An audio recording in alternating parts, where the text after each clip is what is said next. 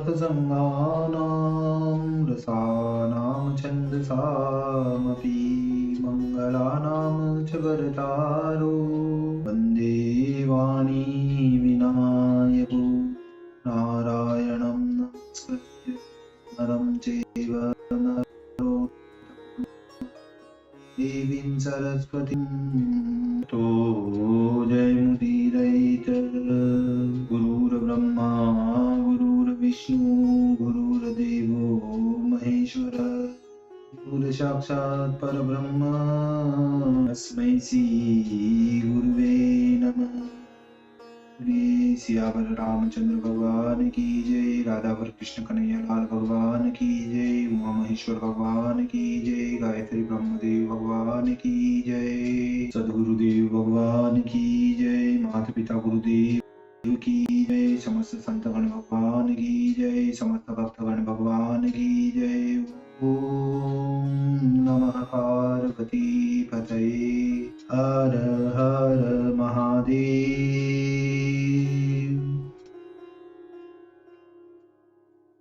तो मित्रों और आप सभी श्रीमद् भागवत कथा की श्रेष्ठ रसिक जनों श्रोतागण, अब तक हमने श्रीमद् भागवत कथा की कथा को नियमित रूप से क्रमबद्ध रूप से श्रवण किया है, पठन किया है, मनन किया है, कीर्तन किया है।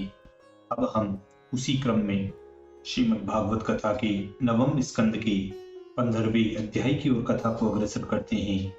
आप सभी श्रेष्ठ श्रोतागण रसिक जन भगवान श्री राधा वल्लभ कृष्ण कन्हैया लाल के श्री चरणों में दृढ़ भक्ति रखते हुए कथा का श्रवण करें, कीर्तन करें, मनन करें, भजन करें। बोलिए राधावर कृष्ण कन्हैया लाल भगवान की जय। तो कहते हैं, पुरवा के वंश में भय गादि गंभीर, तादोहित्र के पुत्र भे परशुराम रणधीर, परशुराम रणधीर।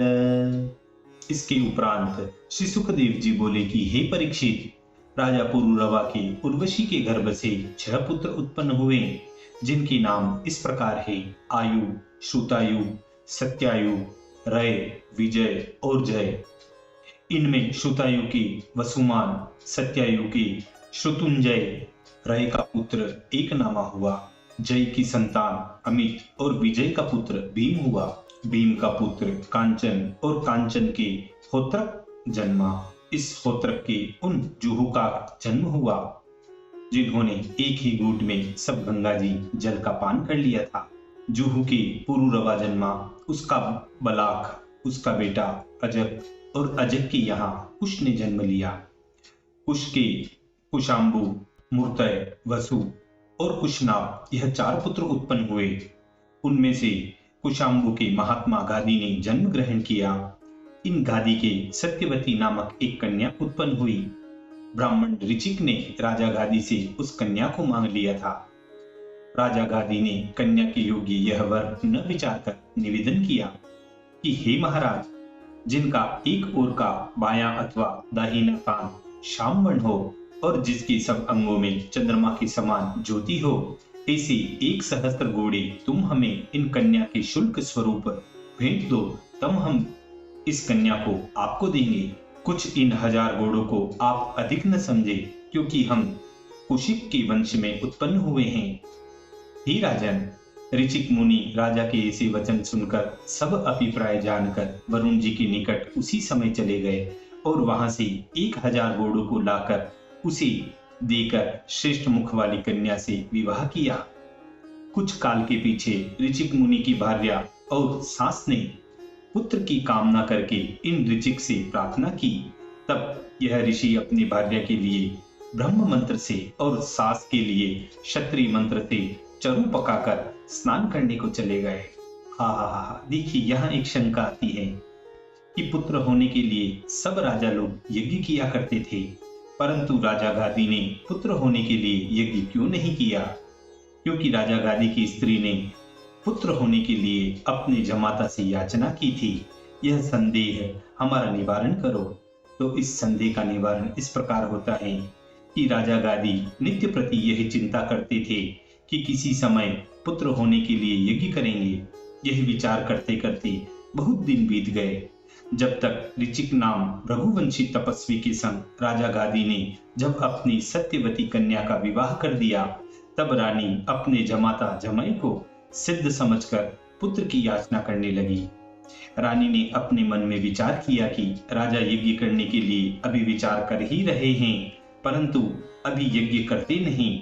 इसलिए रानी ने जमाता से पुत्र होने की याचना की कि राजा यज्ञ करे व न करे। इस प्रकार इस शंका का निवारण होता है। तब हम आगे कथा की ओर चलते हैं। तो कथा में कहते हैं, तब सत्यवती की माता ने मन में विचार किया कि भार्या के ऊपर पति का अधिक स्नेह हुआ करता है, अतः जमाता मेरी कन्या के लिए जो चरु बना कर गए हैं वह अवश्य ही हमारे चरु से श्रेष्ठ होगा। देखिए, यह तो वही बात हो गई कि दूसरे की थाली में घी ज्यादा नजर आता है।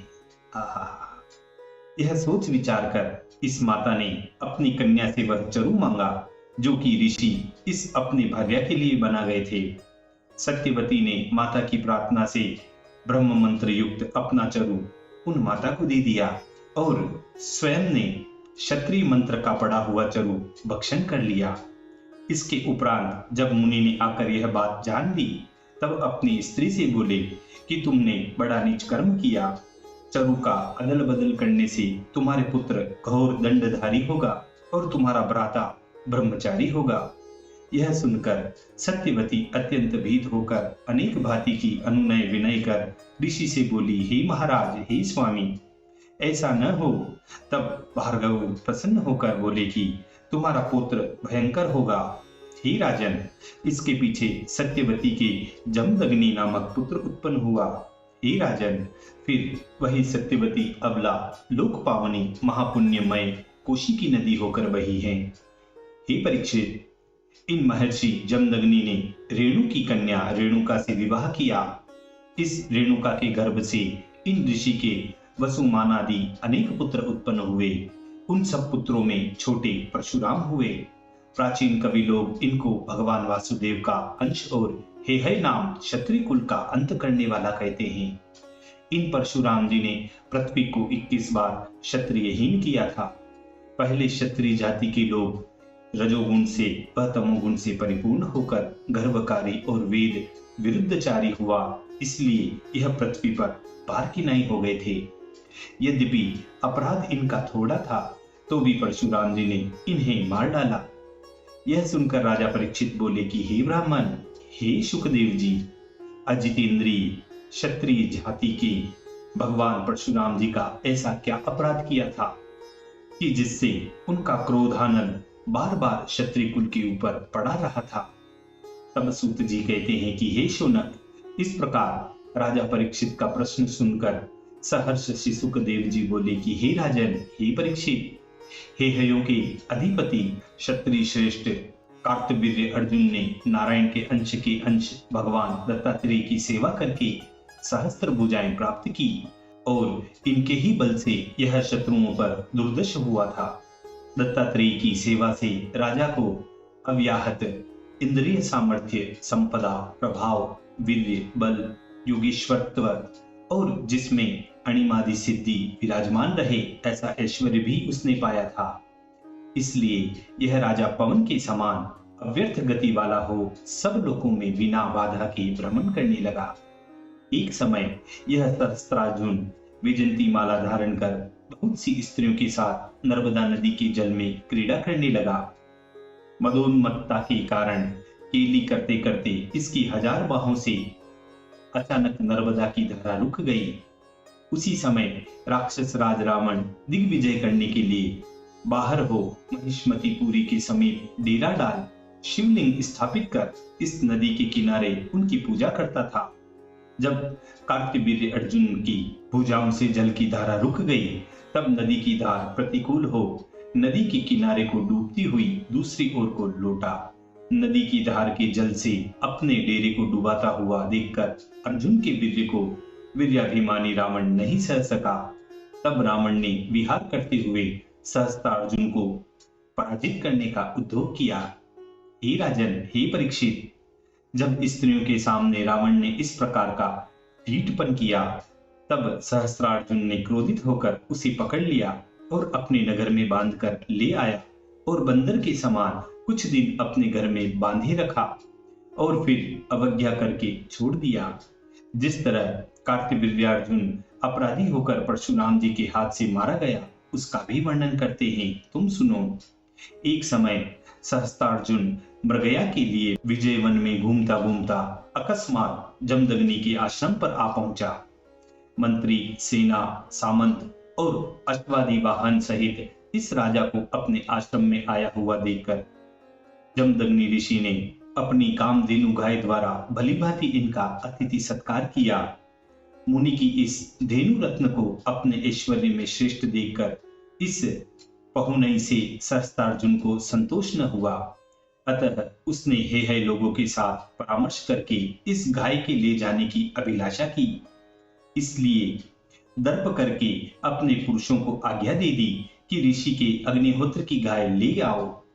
यह आज्ञा पाकर सहस्त्रार्जुन के सब सेवक रोती और डकारती हुई बच्चे सहित गाय को बलात्कार जबरदस्ती पकड़कर महिष्मती नगरी को ले आए। जब राजा गाय को लेकर महिष्मतीपुरी को चला आया, तब जमदग्नि के पुत्र परशुराम जी आश्रम में आए।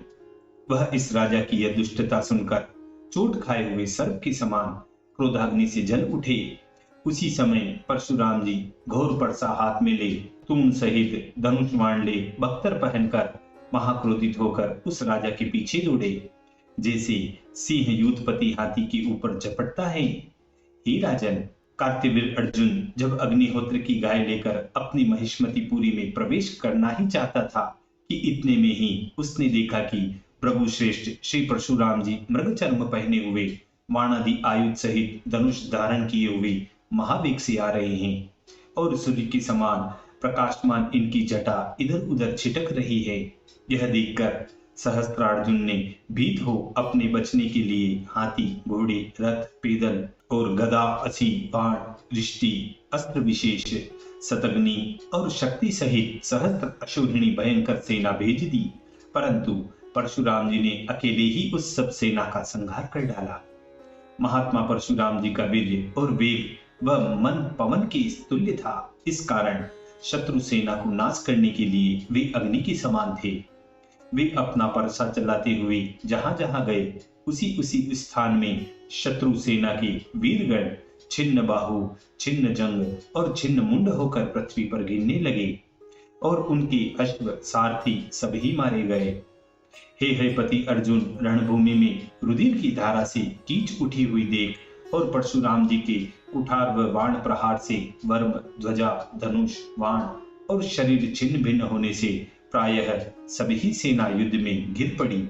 यह देखकर क्रोधित होकर सहस्त्रबाहु आप ही संग्राम करने के लिए स्वयं चला आया और परशुराम जी का संहार करने को अपनी सब भुजाओं से एक बार ही 500 धनुष ग्रहण कर उन पर 500 तीक्ष्ण बाण चढ़ाकर चलाने लगता है। हे राजन, महातेजस्वी परशुराम जी अस्त्रधारियों में आगे गिनने योग्य हैं। यद्यपि वे एक ही धनुष चढ़ाए थे, तो भी उसी धनुष से अगणित बाण चलाकर एक साथ अर्जुन के 500 धनुष काट डाले। धनुषों की कट जाने पर अपनी भुजाओं से समर करने योग्य अनेक अनेक पर्वत और वृक्ष लेकर महावेग से रणभूमि में खड़े हुए परशुराम जी के ऊपर वह दौड़ा। यह देखकर परशुराम जी ने अति पीनी धार वाले कुठार से सर्प के फणों के समान उसकी सब भुजाएं काट डाली और पीछे से पर्वत के शिखर के समान सहस्त्रबाहु का मस्तक भी काट दिया। हे राजन, सहस्त्रबाहु के मारे जाने पर उसके 10 सहस्त्र पुत्र भय के कारण भाग गए। इसके उपरांत परशुराम जी बच्चे सहित उस गाय को लेकर आश्रम में आए और शत्रु के हाथ में जाने से कलेशित हुई उस कामधेनु गाय को लाकर अपने पिता जमदग्नि को सौंप दी।